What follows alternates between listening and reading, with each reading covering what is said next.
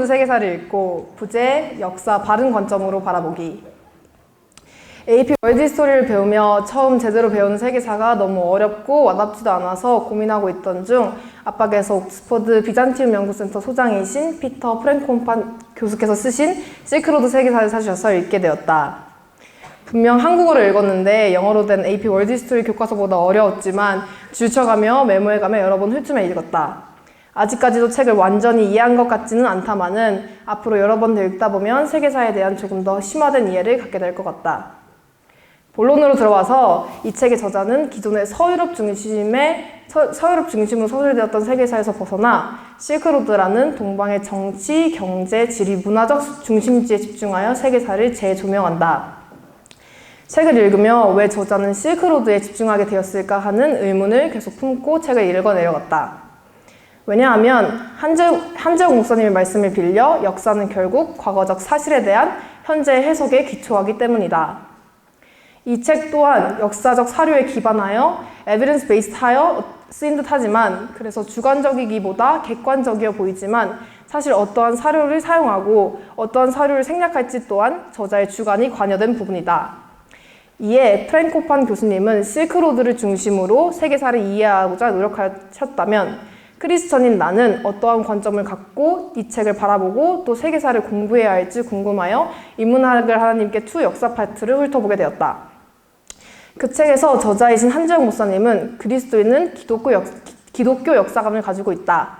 이는 구속사관, 섭리사관, 그리고 목적론적 사관이다 라고 적으셨다. 간단히 말하자면 역사는 하나님의 창조, 인간의 타락, 예수 그리스도를 통한 구원의 과정임을 믿는 것이고 하나님께서 역사에 동인되시고 주체자가 되신다는 것을 믿는 것이고 역사가 하나님 나라를 향해 전진한다는 것을 믿는 것이다.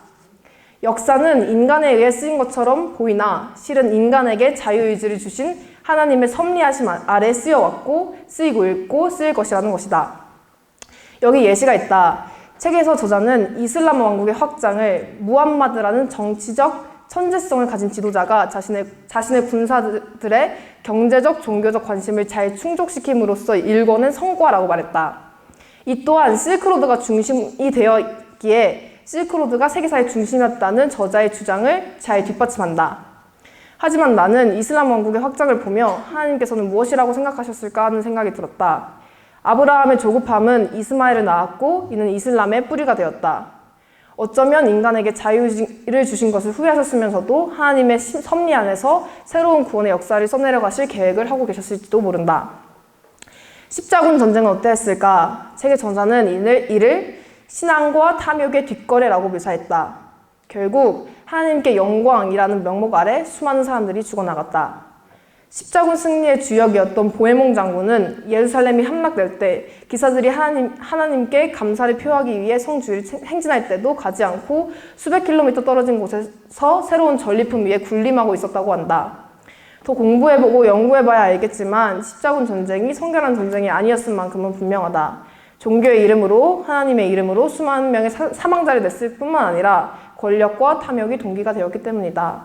이쯤에 구약시대에 가나안을 정복했던 아무것도 남기지 말고 정복하라고 하셨던 그 전쟁은 거룩한 전쟁이었는데 이 구분은 어떻게 짓는 것인지에 대한 궁금증은 생긴다. 하지만 이를 통해 적용해 볼 수 있는 것은 외적 거룩함에 가려진 내적 욕망과 권력은 하나님께서 기뻐하시지 않으신다는 것이다. 하나님께서는 하나님 앞에 철저히 자신을 낮추라고 하셨다. 자신이 장군이던 대통령이던 CEO든 학생이던. 마지막으로 역사와 현재에서 찾은 패러에 대해 나눠보고 싶다. 책에서는 이렇게 적었다. 그것은 번개같이 움직였다. 너무도 빨라서 공포가 시작되었을 즈음에는 이미 너무 늦어 있었다. 아무도 무사하지 못했다. 죽음의 교훈은 거의 상상하기 어려웠다. 재앙이 교통로와 교역로를 따라 확산되면서 페르시아령 메소포타미아의 도시들을 파괴하고 마침내 중국에까지 닿았다. 땡땡땡이 재앙과 절망과 죽음을 가져왔다. 여기서 땡땡땡이 무엇인지 짐작이 가는가? 이것은 541년경 세계에 퍼진 유스티니아누스 패스트였다. 이 패스트로 인해 콘스탄티노플에서는 하루에 10,000명씩 죽어나갔고 이는 만성적인 경제 침체를 가져왔다. 또한 이는 동로마 황제들이 대외 정책을 추진하는 방식에 영향을 미쳤다. 유스티니아누스 황제 전반기에는 확장 등 영토에서 발생한 문제들까지 처리하는 융통성을 발휘했던 반면 후기에는 인력 부족과 어정쩡한 군사 원정 때문에 국고가 점점 고갈되기 시작했다. 불경기가 심화되자 대중은 유스티니아누스에 대해 이웃 국가에 돈을 퍼준다는 비판을 제기했고 그의 후계자들은 점점 동로마 이웃들에 대해 공격적이고 비타협적인 노선을 취했다고 한다. 세력을 키우고 있던 튀르크 유목민 무리는 동로마 제국을 공격, 함락시켰다. 이뿐만이 아니었다. 대규모 역병은 사람들의 신앙마저도 바꿨다. 패스트 이후에 등장한 사상이 휴머니즘, 인본주의다. 성직자 신부들도 다 죽어가는 것을 보며 사람들은 신에 대한 물음을 갖기 시작했고 신을 의지하기보다는 인간의 지성과 노력에 의지하기 시작했다. 2019년 전 세계를 휩쓸었던 역병 코비드-19이 생각나는 대목이다. 540년으로부터 1500년이 흐른 지금 의료체계가 많이 발달했음에도 불구하고 코비드-19은 수백만 명의 목숨을 앗아갔다. 코비드로 시작된 경제정체는 우크라이나 러시아 전쟁으로 인해 심화되었고 지도자를 향한 불만의 목소리는 커지기만 하였으며 범국가적인 협력도 있었지만 또한 몇 나라는 국수주의적인 입장을 취하기도 하였다. 교회가 전 국민의 실망을 사는 일도 벌어지고 문을 닫는 교회도 늘어났다. 고대 동로마 제국에서 일어났던 일이 지금도 비슷하게 일어나는 것을 보면서 역사를 또 세계사를 배우는 일의 중요성을 다시금 재고할 수 있었다. 아직은 역사에 대한 충분한 이해와 지식이 부족하지만 이렇게 공부하는 과정을 통해 더 깊고 새로운 생각을 할 수 있게 되길 소망한다.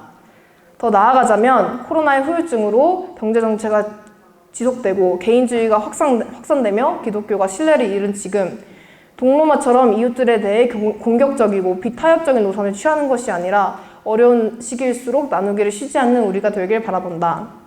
또한 내 길은 너희 길보다 높으며 내 생각은 너희 생각보다 높으니라고 말씀하시는 주님을 믿으며 올바른 세계관으로 역사를 또 현재를 바라보며 하나님의 일하심에 쓰임 갖기를 소망한다. 감사합니다.